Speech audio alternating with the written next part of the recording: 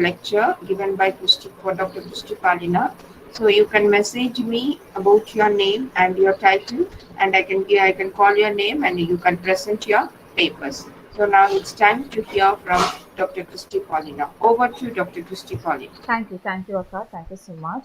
And so today, when we were discussing, me and Angel and Akka were discussing about the conference program. So we were thinking of giving an importance to the famous dramas or plays and novels in any genre. We were discussing about it, and that came up because this COVID was having is having a great impact on and everybody.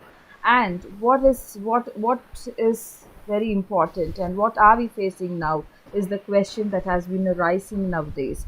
And so we were discussing, and all the resource person we had a meeting, and we discussed on few things that we would like to share for the 7 days. So I decided to take on the perspective of conflict which we are currently facing in today's world. So, why did I choose Lord of the Flies? Might be a question because Lord of the Flies, William Golding's Lord of the Flies, it might look as a simple novel, but when we look into it, we ourselves as adults, what are we teaching our students, being professors and research scholars? What are we imparting to our students? Is that what matters? So, I wanted to talk about the conflict, a detailed description on conflict that we ourselves as human beings are facing in today's world. So, when we talk about conflict, what is conflict? So, right from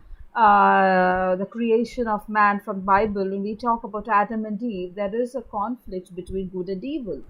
But where does that evil come from? It is a question because Adam and Eve are the first human beings, and they've been deceived by Satan, the snake. We all know that, but the conflict of good and evil starts right from the Garden of Eden. So how that was that started, and it was an evolution started, and all that has come. So I don't want to be very detailed about all the ages. So I would like to talk about from the age of doubt, because William Golding has a lot of connection with science. Yesterday, Dr. Benison was talking about science and literature. So we can talk about that here, where science have a greater impact on the literature, where that has become an age of doubt. So Darwin's theory of evolution, we doubt God, and naturally people started to believe on science more. So what comes later? People lost humanity, and there comes war. Wars are might be violent and quiet, but it is however always present in everywhere.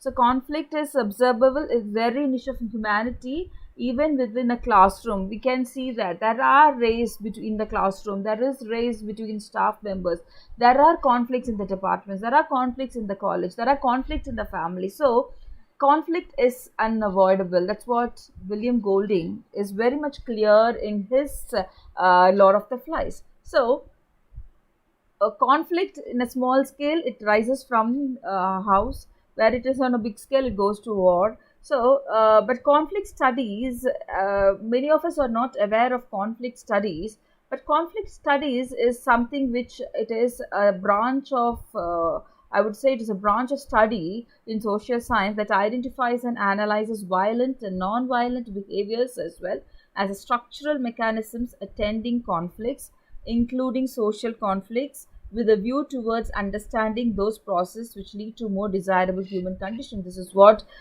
conflict studies is about. So we need to get to understand what a human condition is. So we would be dealing very much detail about William Golding.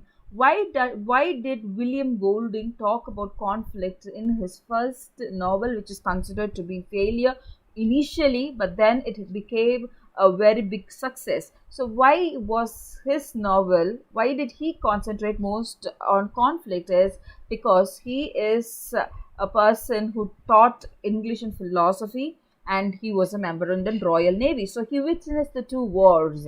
And when he wrote this Lord of the Flies, why did he choose children in the novel? Because he wanted to show that conflict does not come suddenly. It is in an innate nature of man. That is what he wanted to show. And the impact of war has made him too much to concentrate on conflict. So he is telling it very clearly that anyone who moved those years without understanding that man produces evil as a bee produces honey. So it is an innate nature of man, and it is with ourselves. How do we deal with the conflict is what that matters. So his teaching experience, it is the participation of war, which people think that war is a fruitful material, but it is not so. So when war ended, Golding returned back to teaching, and that's the reason he wanted to tell to the world that children learn from the adult world. That is what he wanted to tell. So how the innate nature of man is causing chaos and conflict. So in this Lord of the Flies, his characters experience an apocalyptic vision, which is essentially necessary to disclose that sufferings are experienced on the blunders committed and the inability of the modern man to understand and control the problematic of his nature. That is ultimate truth, where we do not understand. If we do not understand how to analyze and control our problematic nature, we would be in a trouble. So this is what William Golding would like to tell, where he is telling that if the man is free, when you talk about existentialism, man is free to take choices, but once we are free, we are not human beings. That is what William Golding tells. So you need to accept our nature, and we need to learn to control it to be a normal human being. And he also talks about William Golding. He delves very much deeper into the human psyche, and he also discusses the knowledge of good and evil, because when we do not identify what is good and evil, when we do not control our behavior, it is the cause of the fall of man, as we know about Adam and Eve. So Golden clearly emphasizes the contemporary evils. It is responsible, and it is very much challenging for the soul of man. So Lord of the Flies, as I already told, it was published after 21 rejections, but after the filming of Lord of the Flies, all became very much famous, and it is very much riddled with full of symbolism. So most of us know what Lord of the Flies is. So I would put it in a nutshell: a group in the World War, a group of children, school children, who were told to be from aristocratic families. Those children, when they were traveling by airplanes, was crashed in an island. So the children survived, but the pilots were not. By pilots deceased. So the children wanted order first, and later they wanted to enjoy the island. Later they forgot themselves that they are human beings. So this is a nutshell what they are. So the character, it is Ralph, Jack and Roger, and Piggy, the most important character. But symbolism is talking about Ralph. It is talking about he's a chief, and little children, they are what our children, what they do, they look at the parents and they do what they want. So these children are following the orders of the older children, because the age of the children is from 16 to 6 to 12. And the conch is the talking about civilization, where Ralph chooses it to have an assembly, and it is a form of order, I would say. And the beast, which is in among ourselves, the beast which Golding tells everyone. So there are two main conflicts, which is talking about external conflict and internal conflict. So external conflict, it is very, very, very much which we are very much affected by. So external conflict, it pits a person against another human or against an animal or an object or forces of nature or any other aspect or situations outside of him. This is what which we are now facing, external conflict. COVID-19 is again an external conflict where many people are trying to adapt ourselves. We are trying to adapt ourselves to the conflict, but some people are in a verge of failure when they wanted to do this. Internal conflict obviously talks about the inner struggle within our human psyche. This is what is both the conflicts, but we would be dealing with more of the conflicts of external and internal conflicts, where Golding has given a great description of what are the kinds of conflicts that the children are facing. So through the children, what message he wants to give the adult world. So that's what we're going to see. So this is the internal conflict. So it's talking about Jack. Okay, Jack is might be looking as an antagonist, but he was equally a good boy. At the start of the island, every children wanted to have a leader, wanted to were in an assembly, and they divided themselves as hunters, and they would be people who would build shelters. They divided their work equally. But when did this internal conflict come? So, well, why did Jack wanted to be a hunter? So the children were not used to be a was not hunters. But when they come here, they think that food and shelter are very important. So what do they do for food? They need to hunt. So pigs are there. So when Jack wanted to do hunting, when he when he failed to get a pig, his internal conflict busts up. Why can't I kill? Why can't I do this? So that failure he is not able to accept. So the frustration and that weariness, all that makes him a savage. That was the starting which was making him to become a savage, and that was making him to create chaos among the group mates. So this is the first internal conflict which we see from Jack. Not only Jack faces internal conflict, also Ralph, the later part of our novel, he also has that internal conflict, but I'm giving you an example of Jack. So external conflict, Ralph and Jack, again, they two are considered to be equals. So when there is an equal, there is a struggle for power. So again, that's an external conflict. So Ralph is first elected as leader, but later Jack resents this and he gradually tries to take away Ralph's leadership, and he wanted to establish his own violent society where he has ultimate power. Then Ralph attempts to establish and maintain a democratic society for which Jack has no respect. So the children were in a democratic society, but what happened to them when they come to this island? They do not want democracy. They wanted to be a dictator. Jack wanted to be a dictator. Ralph wanted a democratic world. So there is a clash of two great leaders over there, I would say. And there are followers, people who are thinking rationally and people who are thinking irrationally. So there are three examples that which I have taken for external conflict. The first one is there was ship. The children wanted to attract the ship, so they were taking turns to burn woods on a hilltop. But the group failed because of the enjoyment of becoming. They do not want to obey Ralph, or they do not want to be under control. They were enjoying, which later became a savagery later, and the children were turning barbaric.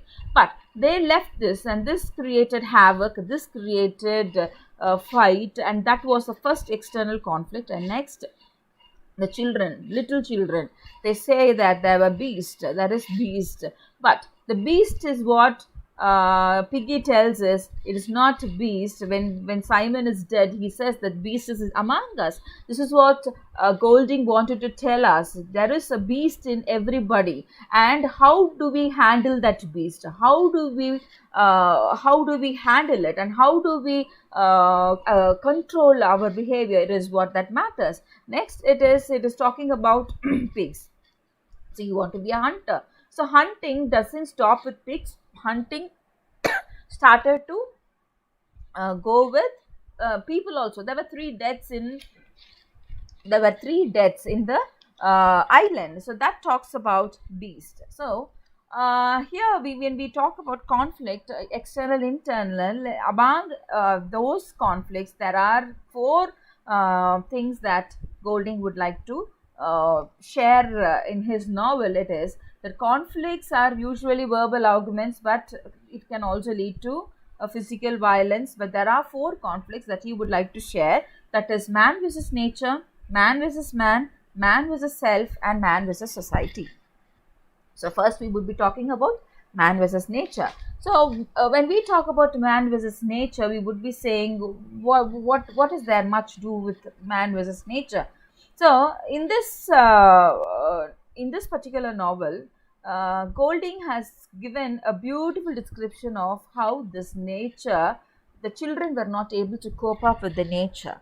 So they had to have first conflict is with the nature, because the children are stranded on an island. They need to find food, they need to find fresh water, they need to create shelter from the hot sun, and they also need to navigate the vine creepers and dangerous pink granite rock. So this visualizes the relation between the boys and the island to show the relation of every character with nature. So these are this this is what it is.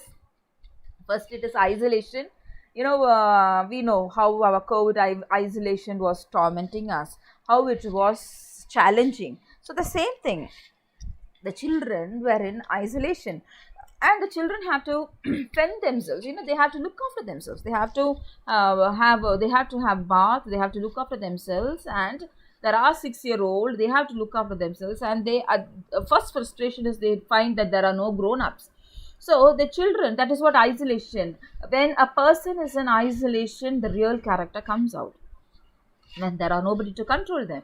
So first is isolation, next is the hunt. With no adults to help, the children have to gather their own food. So they have to adapt to it. So Jack was becoming more of a hunter.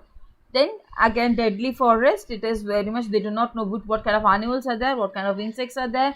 And even if they are bitten by anything, these children do not know what to do. And the children are not used to this tropical climate. England is all the time, it is having a climate of cold climate, where these children find the climate to be very, very hot.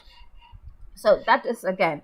Then so when the children are in isolation, when they do not know what to do, when they are under a grave situation, the psychology changes, the human psychology changes, and the relation between the environment changes.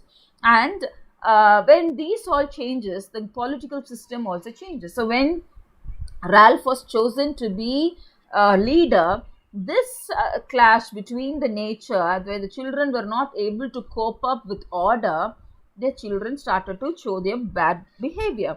And this is what we can very much witness it in COVID itself, how people were panicking, how people were not in order, how they were going and they were accumulating things which was not available to other people, even not in our country, even in England and in USA. All that was happening.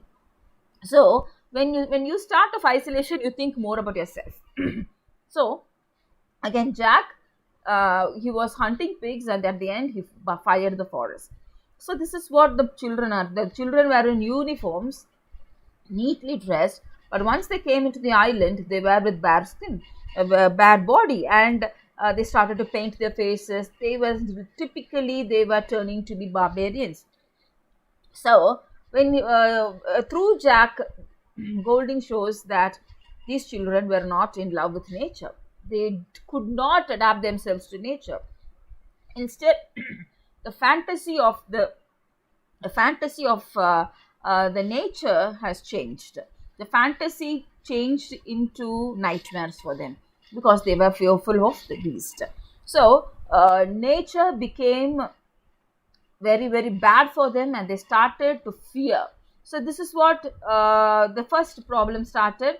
And the second type, it is with Simon, who finds beauty and peace in the nature. For him, nature is not apart from man. So he is nature as Ralph, and he did not contribute in hunting. So he was staying at the beach, he was looking into the beach, he was building shelters, he was creating fire for the rescue. All these things there were certain boys they were doing. So there were Ralph, the group of Ralph loved nature, and the others hated. Man versus man again, it is Ralph versus Jack. So the two continue to argue with each other as they both want to be in charge. So because they both are equals, excuse me, and they both are opposites, and Jack breaks off and forms his own tribe. So again, when we talk about the conflict, it is in the entire story. There is a conflict between Ralph and Jack, and when they grow stronger, the more they grow stronger, the more they became barbaric. I would say not savages, they became barbaric. So because the two boys initially had a strong bond, which later dissolved into complete hatred because a manhunt of another. Because when we see the children, Jack and Roger had, and they did not regret when they killed Simon, and when they killed Simon. So this is what the boys were looking into. They did not feel when Ralph was crying for it, the children didn't bother. So Ralph wants leadership and civilization, while Jack represents savagery and wants anarchy on the island, both boys wanting to have overall power. So in the beginning, Ralph was voted to have power and lead the boys, while towards the end, Jack takes control and uses the boy as hunters until all the boys are part of the anarchist society besides Ralph. So there was a situation where once we can very much Golding visualizes it, and he beautifully tells that how the fear of a dictator, you go behind them fearing for their life. Ralph is a rational person. He does not go violently initially, I would say, but it was Jack who had control, and later he took the control of all the boys. And man versus self. So this is very important. Each and every one of us have an man versus self. Again, it is an internal conflict where a character struggles with making choices, being honest, or doing the right thing. So this is where Ralph stands for, because Jack is very much determined to be a savage, but Ralph is questioning himself. Where am I? What am I to do? What has to be done? He struggles within himself, and he doesn't know what to do. Why am I standing alone? What have I to do? What am I to do when all the boys are with them? They are hunting and they're killing. What am I to do? He doesn't know. So he is in this, despite he is full of goodness, he want to be civilized. He also became, at last, to save his life, he became a savage. So there was an internal conflict. So Piggy also had an internal conflict of self-esteem when his specs were pulled off. So every human beings, we have an internal conflict with self, but the children are not matured enough to have it as such. Ralph loses his temper, and ultimately he also decided to be violent at the end. So man versus society, it is the conflict between the boys and the way they old life back. So they're turning back into the olden age. They do not want to be in order. They wanted to be as tribal people. So they do not, the boys first know that they should continue to act as they did back home with rules, and first they decided to be with rules and manners, but later it disappeared. A sense of civilization and to be proper dissipates quickly as the boys realize there is no one there to enforce these rules upon them. So Golding very much in his novel tells that when men are forced under rules, they are in order. When men are given freedom, there is chaos. This is what he tells. But where do the children learn to the savage from? They learned it from the society. They learned from the adult world. They were painting their faces. They were having spears. They were having sticks. Where did they learn from? They learned from the adult world. So the adult world is responsible for the children to be what they are. That is what man versus society. So what we are telling, now in this today's world, we are telling Facebook or PUBG or whatever, we are against it. So the society is making the little children to be more rude or more barbaric or more savage. They are killing one another. and they are fighting, and the children are into the virtual media, which is very, very, very dangerous. So this is what is man versus society. And very much clearly Golding says that the adult world is responsible for the children to be what they are, to be what the behavior they got from their parents or from their people over there in England is what making them to be savage. So this is what the conflicted in that boys show, that they have society standards they choose not to. And now we have to talk about rationality and irrationality, where uh, obviously we know Ralph is rational and Jack is irrational. So again, learning from the grown-ups, the children are turning into, they were rational, but why there is war, why they are killing innocent people, that is again irrationality. So, rational thinking was disappearing. When fear starts to pile up, irrational thinking comes. So, when the children started to first talk about beasts, no one believed.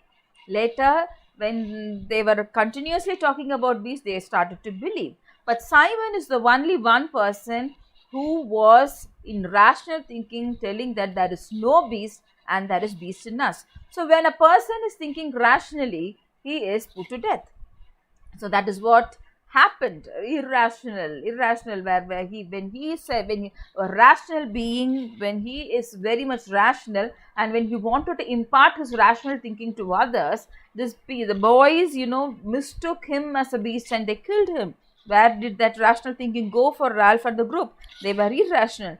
So Simon clearly proves this. Piggy, so again, Piggy specs.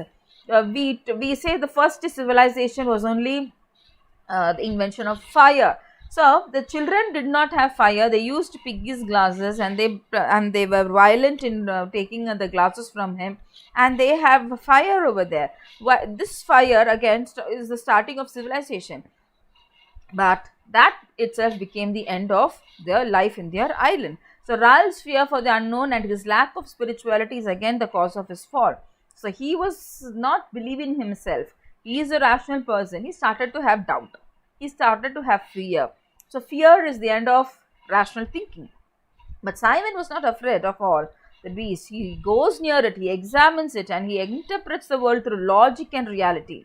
Simon is not a prey to illusion, and is witnessed when Jack, Ralph, and Roger is astonished to see the pilot with the parachute on the mountaintop flies around his head has been mistaken as a beast. But though these children know that, these children were very much against Simon, and when Simon was coming for the children out of curiosity, out of fantasy, out of a barbaric nature, they killed him.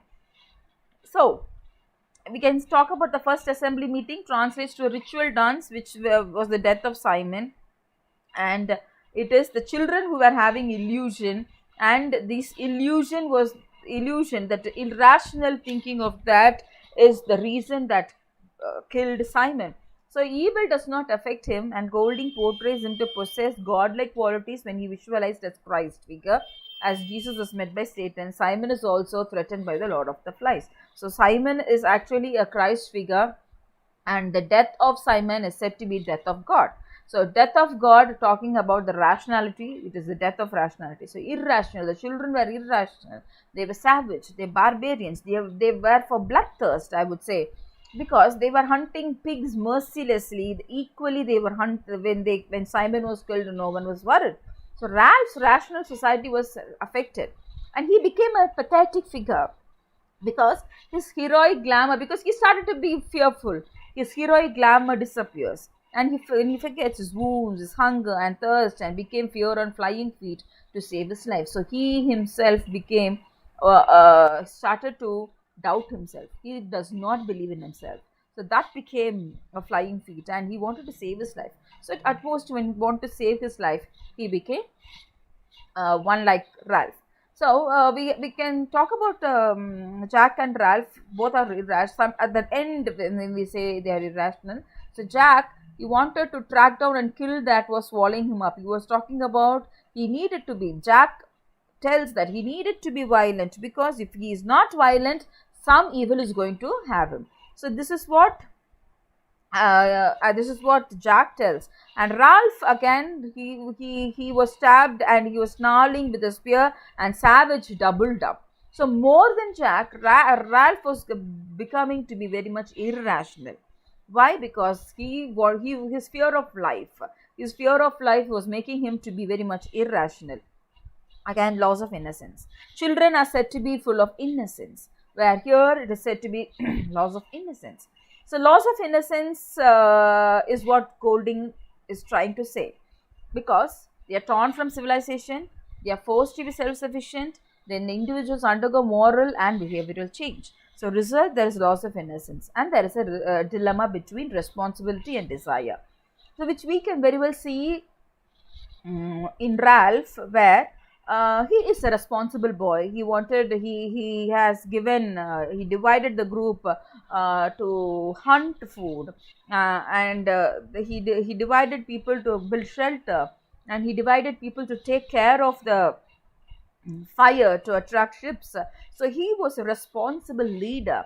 But Jack, he was not like that. He wanted to be a person who is after desire. So when somebody goes behind desire, there is a loss of innocence. So when did this loss of innocence is this? Also, the shelters built were on fire. The cruiser, they left the cruiser ship, and when the children were going behind Ralph to kill him, there is the loss of innocence and the darkness of man's heart. So the island, which is set upon fire, indicates the boys' glamour towards the island. First, the children were very happy in the island. They were going around the island. They wanted to find what is there, and they were having ritual dance, all that. But what happened at the end? They lit the entire island on fire. So the fantasy that they had towards the island is lost. So ultimately the Edenic garden has been turned to hell. So Ralph's faith is simple, and he had childlike qualities. But when he was weeping, when he saw an army officer, when he has come for his rescue, he is Golding clearly tells that there is an end of innocence. And Piggy's belief, in fact, when we talk about Piggy's belief, it is to proven to be, people say it's very much false, his belief, and violence takes the lives of three wives. So when the cry of Ralph is the ultimate ending, telling that it is the end of innocence. Now, what is between good and evil? Civilization versus savagery. So Golding compares the instinct of civilization with savagery with evil, where the boys appear to be civilized, moral, and disciplined initially, but progressively they become each character in different degrees. I would say Roger is said to be more sadistic, and more are what I would say very much insufficient, and they became barbarians or savages in different degrees. So Golding implies that civilization can mitigate but never wipe out the innate evil. So this is what is telling, when a child is born, there is an innate evil in human being. So as a bee produces honey, man produces evil. That is what is said in the that is what Golding is trying to tell the readers, that the children does not become barbarians as such. They were controlled when they were in school, when they were at home. There were adults to control them, and they were taught how to be. But here, when they are free, they do not know. Only the innate evil started to pop up. Their goodness was shattered. Rational thinking was shattered. So when these children gave the bloody offering to the beast, it talks about how powerful and innate evil is among them. Even their childhood innocence is destroyed. So I would like to give a comparison of Eden and Garden of Eden with Lord of the Flies. So first, it is the potential sin where the children also were very pure like Adam and Eve. But when it comes to selfish cravings, what to say, they do evil. And when we were doing our MA, our teacher used to, one of our teacher, she took Paradise Lost. She gave a beautiful explanation why Eve shared the apple with Adam. The first sin was committed by Eve. But why did she pull Adam into her evil? Because she doesn't want Adam to be happy. That is where the innate nature of human being is. I did something wrong, you also have to do. If I don't study, you also don't study. If I do something wrong, you also come with me, because they do not want to take responsibility of their choices. They do not want to take, so they want somebody to be along with them. And that is why the innate nature of Eve, Ralph alone was barbaric, but later the entire group was a barbaric as Adam was added to Eve. Second, innocence of Adam and Eve was destroyed. The innocence of the boy was children were destroyed. The first Jack, the taste of killing when Jack was very much happy when he killed a pig, that made him to be a hunter, and that made him to lose the sense of humanity, that made him to lose the sense of goodness in himself. This is the same thing with Eve. When they started to do evil, when they were chased out of the Garden of Eden, every human being started to have evil. So condemnation. So Ralph is being hunted. The boys are met by a naval officer on that. They realize and feel the weight of barbaric, and later they feel how they are, how they were dressed. They were dressed very neat, and now how they are. They were as tribal people. So the same thing with Adam and Eve. The eyes were opened, and then they felt that what they did was wrong. So there comes the innocence. They felt the innocence was lost. So even Adam and Eve, when God came and asked, they felt, oh my God, we did wrong. So this is what Adam and Eve were talking about. And when we talk about the conclusion, it is World War II caused a greater impact on human emotions and human feelings, and civilization is exposed to the threat of extinction. And the island in Golding's novel helps them to have self-revelation, which brings out the true nature of man. So this is what uh, Golding wants to bring up. And when I have gone for a conference, and when there was a discussion of Lord of the Flies by another author, they were clearly they were asking them, why did Golding chose children instead of adults? And why did Golding show bloodthirst among the children? Why did he choose that? This is not a why did he make the children to be horror white people? Why did he do this? This is what is a question that everybody asks. And we have to accept that violence is right there from the children, right from the birth. What they see, they act. Okay.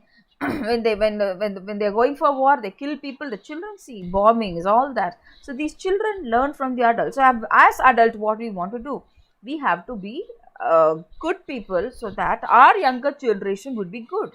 So when the parents are able to control their conflict, when the parents are able to control their behavior when they have a conflict, or when they have a problem, when they are rational in taking a decision, ultimately the children will also be rational in taking their decision in future life.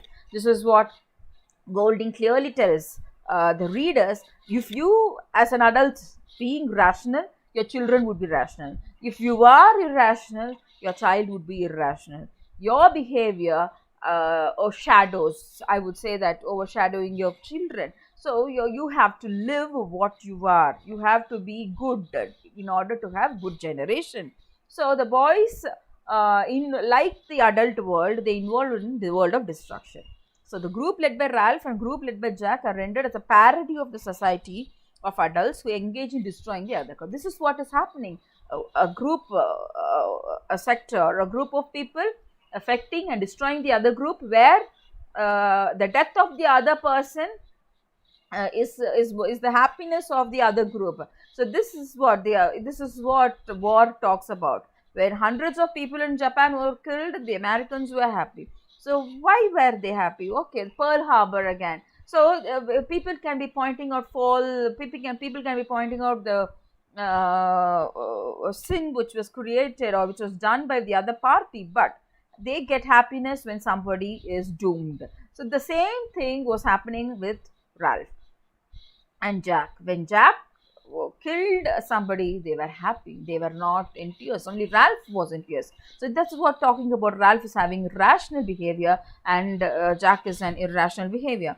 And temptation and condemnation go hand in hand, and the inner battle of purity and achievement, we have to have an inner battle, and what comes out is what matters. What comes out, what we are good or bad, or we are in a frustration mode, you are throwing something, even that becomes a violent behavior. So this is what Golding talks about. And the conflict that we are facing in today's world, when we are having this COVID, how we react.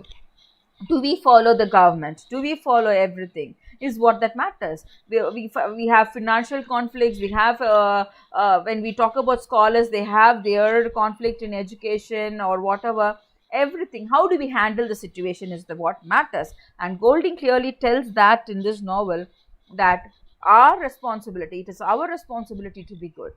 No, nobody can come and push into it. But as an adult, we are responsible for the life of the younger generation, our students, our children, our children next door, because they learn through what they see.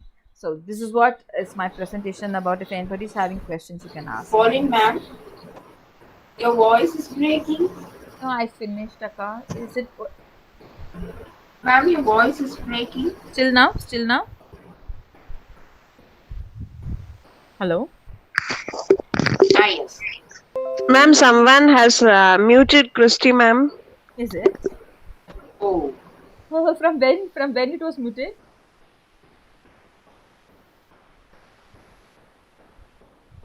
From when it was muted? ma'am, you have muted your audio. Please turn on your microphone. Yes, yes, yes. I didn't mute, Akka. Yes, Somebody yes. muted, yeah. So from Yes, where? yes. From where it was left out? Yes, just now only, just now Okay, only. okay, okay. If anybody having questions, they can ask me. You have finished? Yeah. Okay. Participants, if you have any questions, please ask to Dr. Christy Paulina.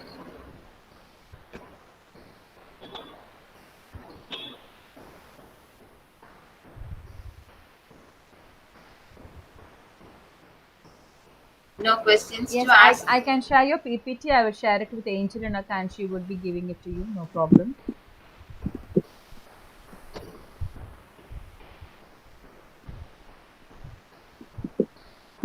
Yes. Also put your questions. Yeah, in chat Urnisha box. Bhattacharya ma'am, I can take questions. I can take questions. No problem. If anybody want some questions, your time. Hi, ma'am. This is Urnisha. Firstly, that was really, I mean, it was really intellectually stimulating to be, hearing you go through it so minutely. And Lord of the Flies is something that I read in my plus two, and I revisited it again because I want to write on it for my one of my college assignments. So, and I want to take a bit of a theoretical approach to it. Do you think? I was thinking there was this theory of Bakhtin that is carnivalesque, which like allows for our subconscious characteristics to come out only during festivity by under masks, and something that society, that is rational society, does not allow. Carnivalesque covers all that. Yeah. So could you say that what the boys did initially only after applying paint to their face by concealing their faces, do you think that could be looked at from a carnivalesque angle? You are talking about telling me that did the children's behavior changed only after painting their faces? Am I correct? Yes, ma'am, and also how like the mask motive, if you Mask could, motive, elucidate. as everybody is in mask motive. When you go to, when a child, for example, even an LKG child, when they go to school, they mask themselves to the teacher. The activities at the house is different, and it is different at home. So masking is initially right from when a child like when they're 3 years, when it knows the mother is going to scold or do something, the child goes and hides. And I see it with my son. So the masking, it need not be taught. It is there with every human being. And when you talk about the boys on the island, it was not the masking that there happened only after painting their faces. It started initially because when the conch was chosen, because of whoever has the conch was said to be the leader, and Ralph had found the conch. Piggy and Ralph found the conch, and Jack was not for it. He was resentful right from the first, and so he was seeing every opportunity to take the boys away from him. So that is what hunting started right from the first. After the first hunting, they started to paint their faces. So I would say this, it's not after painting, it is before that. And obviously, every human being, every child has a mask. Yes. Yes, ma'am. Thank Yeah. you. Thanks so much. Thank you. Thank you very much. So, more other questions? Any other questions?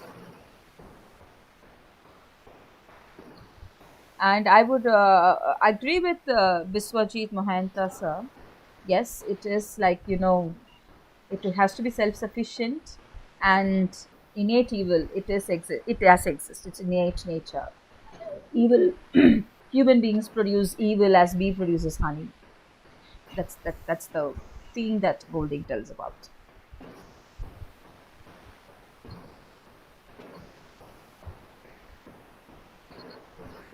Thank you, sir.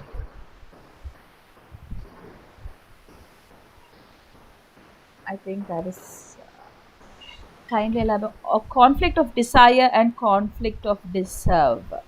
So that is again a fight between Ralph and Jack, right? Because conflict of deserve, Ralph is said to be a good chief, who wanted to lead the team, but there was fear which did not allow uh, Ralph to be the chief. This is what the conflict of deserving is about. Children, the little children were forced to get into the group of group of Jack, only because of violence. He was having power. When you have more people, he was pulling everybody. And the death of Simon again. That is what terrorized the children. So Jack is a person who is not deserved to be a chieftain, but Ralph, who is deserved to be a leader, is not given that. That is a conflict, and he was forced to run for his life. Again, when we talk about conflict of desire, there is conflict of desire among all the two people. In taking the spectacles of Piggy, we can see how there is conflict of desire, and they forget to light the wooden. They forget to light the wood when they want to attract the ships. There is again conflict of desire, where they do not want to get rescued. They want to have a fantasy. This is what the clash started from. So that is obviously that is conflict of desire, where the children does not want to be in order, and they wanted to enjoy the life of the island, and they were in the fantasy world. They forgot that they have to be rescued. They forgot that they have to return to their world. This is what is a conflict of desire and deserve. Obviously, Jack took away the position of Ralph only through fear and not through proper leadership quality.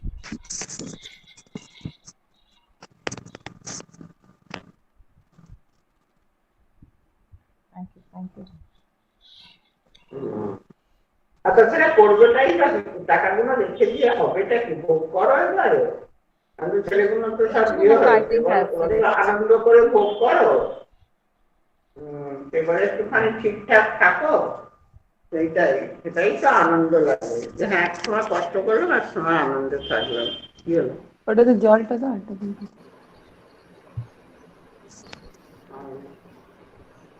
Yes.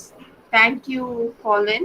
You have given a wonderful session, So you have detailed, explained the civilization and the conflict, and you have compared the Eden to the Lord of Flies. So it's a very wonderful session, and the participants are very satisfied with the today's program.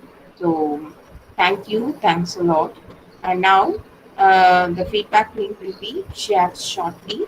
And now it's time to hear the paper, the presentation from Upanisha, a research scholar in Avanishalingham Institute, Coimbatore. So her paper is entitled The Language of Liberation. So Upanisha, are you ready to present your paper? Yes, ma'am. Am I audible? Yes, you're audible. Yes, begin. Good evening, everybody. I'm presenting a paper which is entitled The Language of Liberation, based on the works of Toni Morrison. Toni Morrison is generally read as an author who describes the torment of slavery and the experiences of the African American community post-slavery. So it is generally looked upon as a period of trauma. And it is true that Toni Morrison does depict trauma, but even in her depiction of trauma, she talks about liberation. The metaphors and the language. Hello? Can I continue? Hello? Yes, ma'am, you can continue. Yes. So, as I was just mentioning, though it is a depiction of trauma, the metaphors and the examples of language, the figures of speech used by her depict a sense of liberation. In her first novel, The Bluest Eye, the character of Pecola Breedlove is shown as descending into schizophrenia. But even in her experience of schizophrenia, she is shown to be experiencing a metaphor of flying. She is shown in the middle of the garbage of the town of Lorraine at the coda of the novel. But even in this position, she seems to be flapping her arms like wings in a desire to fly.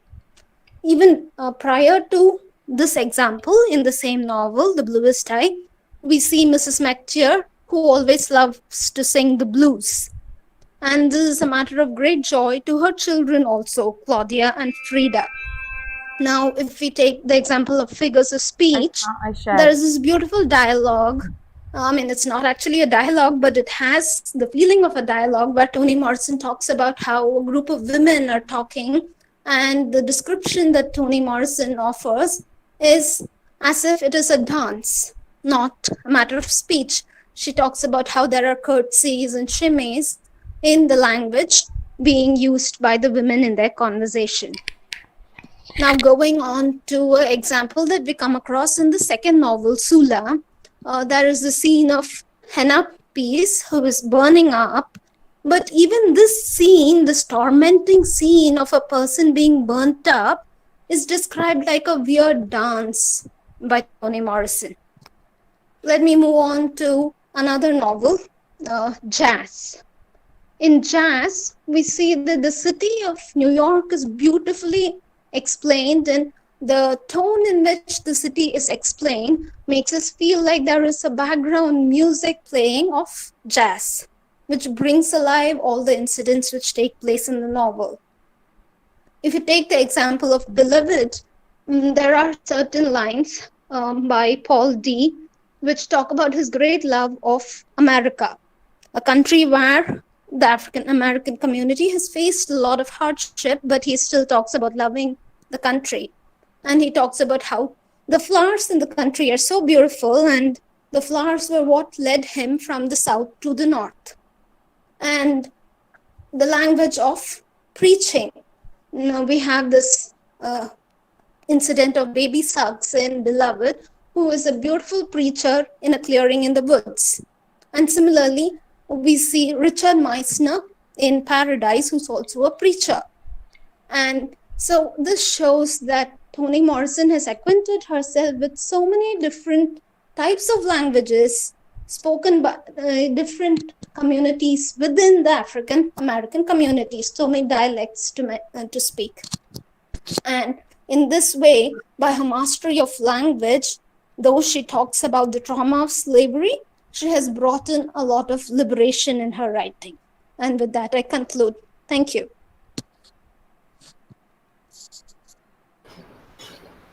Christy ma'am? Yes, no? Yeah. Christy ma'am? Yes, ma'am. Yes. Sorry. Yes, ma'am. Yes. She had concluded. Yes. It was a nice presentation which we were talking about Toni Morrison. It's a tough novel, and it was a nice presentation, Upanisha. And I don't have, you worked nicely. I don't have much of questions. If any other people have questions, you can ask. No? Okay, next participant, ma'am. No, ma'am. Thank Only one. Only one given a willingness to present the papers. So thank you, Punisha. Thank you very much for your presentation. Thank you, ma'am. Thank you. Okay. So now we'll conclude the session with a vote of thanks by Ms. Jose Rogerio. Thanks, the word is so small, yet it speaks as volumes of volumes. It gives me great honor and privilege to render the word of thanks on this memorable day. First and foremost, I humbly thank our Lord Almighty who showed His blessing on us, making this program a resounding success. On behalf of all of us, I would like to express our deep gratitude to our chief guest, Dr. J. Christy Paulina, Assistant Professor, Head of the Department of English and IQAC Coordinator, Bishop Caldwell College, Thoothukudi, who graced us with her thought-provoking words on graphic descriptions of conflict in William Golding's Lord of the Flies for this memorable session. Thank you, ma'am. Thank you, ma'am. I extend my sincere thanks to our principal, Reverend Dr. Sister Mary Gilda, and Vice Principal Mrs. C. Sakti Lakshmi, who guided us in all our endeavors.